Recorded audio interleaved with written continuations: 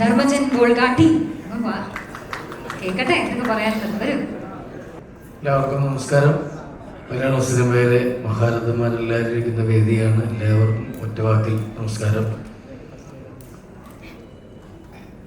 പണ്ട് മിമിക്രിയിൽ നടക്കുമ്പോൾ ദിലീപേട്ടനൊക്കെ സിനിമയിൽ നടക്കുമ്പോൾ ദിലീപേട്ടൻ്റെയൊക്കെ സിനിമയിൽ ഒരു ചെറിയ വേഷമെങ്കിലും കിട്ടുമോ, എന്തെങ്കിലും കിട്ടുമോ എന്ന് ആലോചിച്ചു കിടക്കുന്ന സമയത്താണ് ദിലീപേട്ടൻ എന്നെ ഫുൾ ത്രൂ ഔട്ട് അഭിനയിക്കാനായിട്ടൊരു സിനിമയിലേക്ക് വിളിക്കുന്നത്. അതായത് ദിലീപേട്ടനെക്കാട്ടി കൂടുതൽ സീനുള്ള ഒരു സിനിമയായിരുന്നു പാപ്പിയപ്പച്ച എന്ന സിനിമയിലേക്ക് എന്നെ വിളിക്കുന്നത്.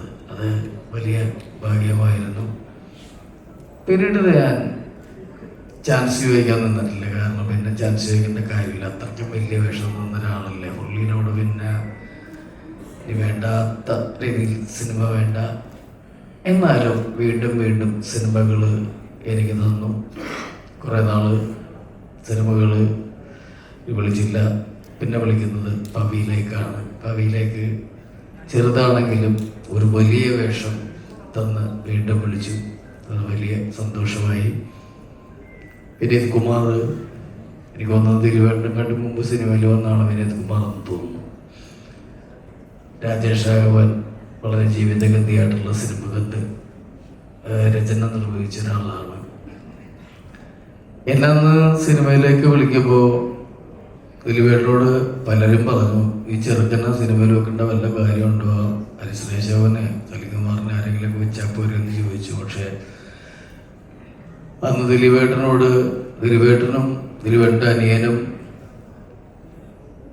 നമ്മുടെ വ്യാസൻ ഇടവനക്കാടും റോഷൻ ചിറ്റൂരും ഒക്കെയാണ് ദിലീപേട്ടനോട് കൂടുതൽ പറഞ്ഞതും. ദിലീപേട്ടനും എന്നെ സപ്പോർട്ട് ചെയ്തിട്ട് അങ്ങനെയാണ് ഞാൻ സിനിമയിൽ നിൽക്കുന്നത്. അത്രയും എതിർ അഭിപ്രായങ്ങളുണ്ടായിരുന്നു. ഞാൻ സിനിമയിൽ ദിലീപേട്ടൻ്റെ കൂടെ വരുമ്പോൾ ദിലീപേട്ടൻ്റെ അന്ന് കൂട്ടുകെട്ട് വേറെ ആയിരുന്നു.